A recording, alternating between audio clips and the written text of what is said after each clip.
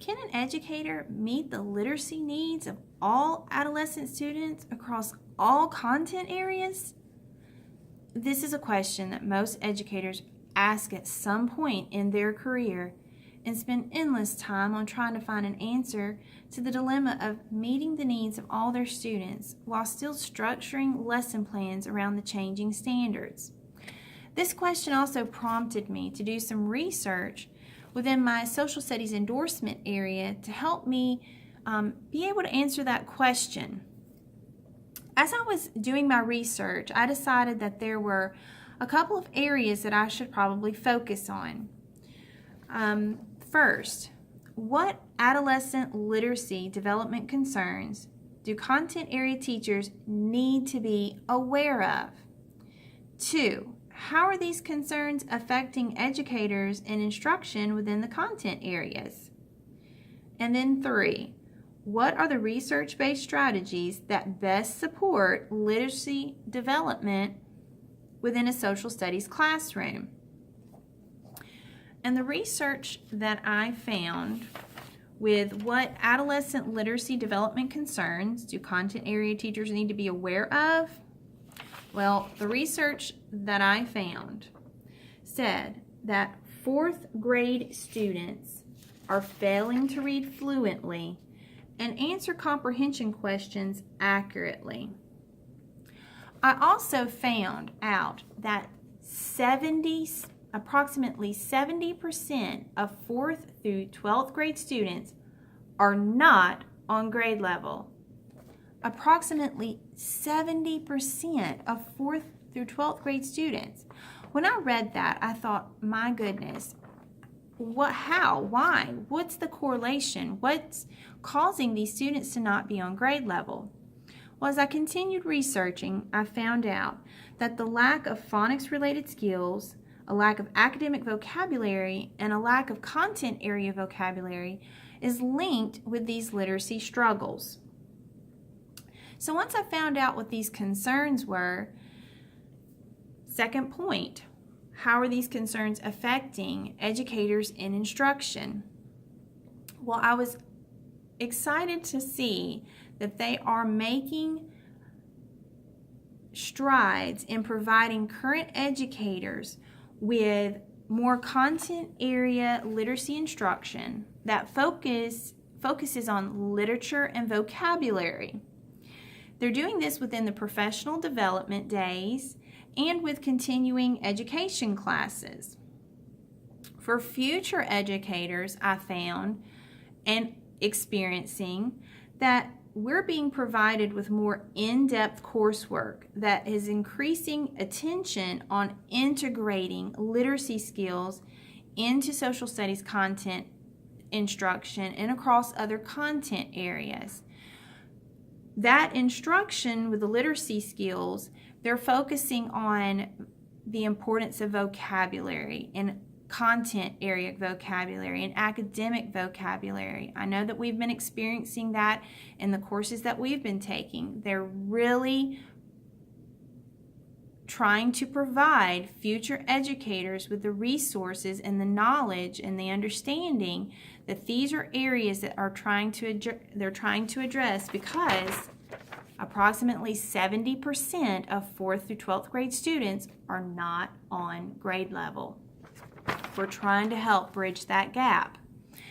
So once I found out that they are making attempts to try and bridge the gap by providing current educators with more professional development and CEUs that focus on those skills that are lacking, they're working with future educators, trying to go ahead and let them know, hey, here's where we need to be working. These are the things that are deficient with our students. I wanted to find out myself what the research says about strategies and the best ones to use within literacy development, within social studies, and with other content areas. And I found 5 strategies that I felt were probably the best to use within my social studies content area. The first one is the breakthrough model. It is a whole school approach at improving student development using 3 key principles: personalization, precision, and professional learning. The main focus of the breakthrough model is to equip all staff. I loved this about the breakthrough model, is that they're equipping all staff, general education teachers, resource teachers, support staff, and assistant teachers with the knowledge and tools necessary to provide students with success in the classroom. I think that that is the most important thing that anyone can do. Make sure that all staff that work with children are being provided with the tools, resources, training in order to help those students, because there's more of them. There are more of them than there are of us. We need to be making sure that everyone that is in that school is being equipped to meet the needs of those students. So I really liked the breakthrough model. As I was reading the research on it, I was very impressed, and I liked that it was a whole school approach to meeting those literacy development needs. So moving on to number 2, discussions focus on key elements of literacy: reading, listening, and speaking. These promote effective learning outcomes across all grade levels and content areas.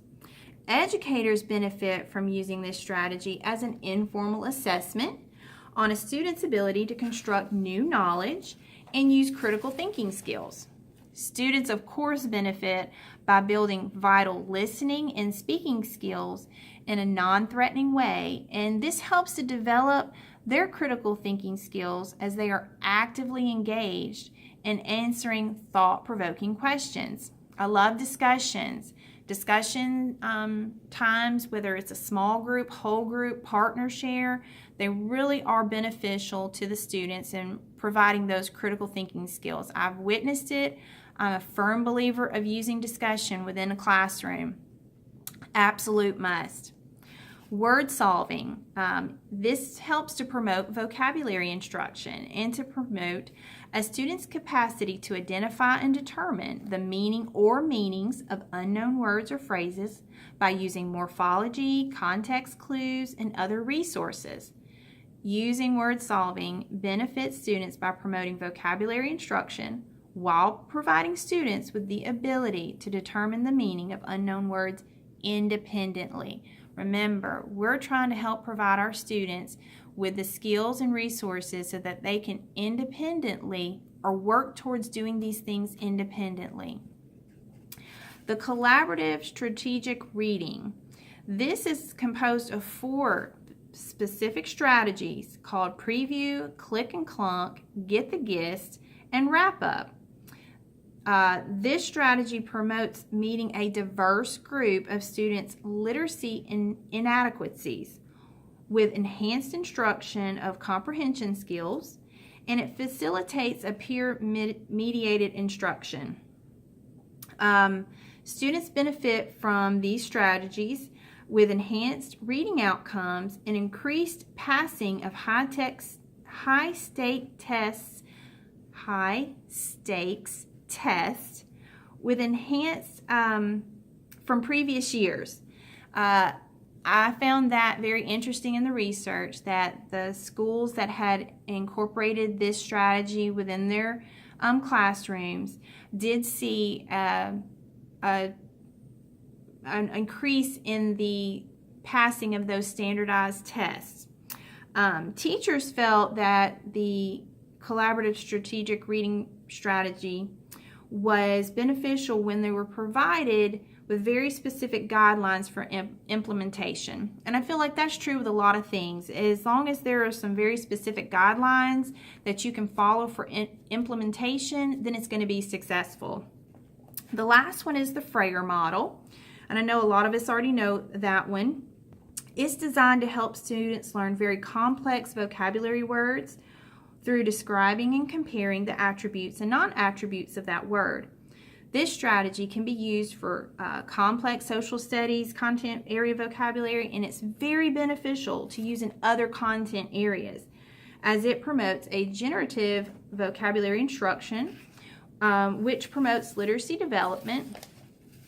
I also liked how it's beneficial for educators. You can integrate it across multiple subjects. So you can use overlapping vocabulary terms like with social studies and science.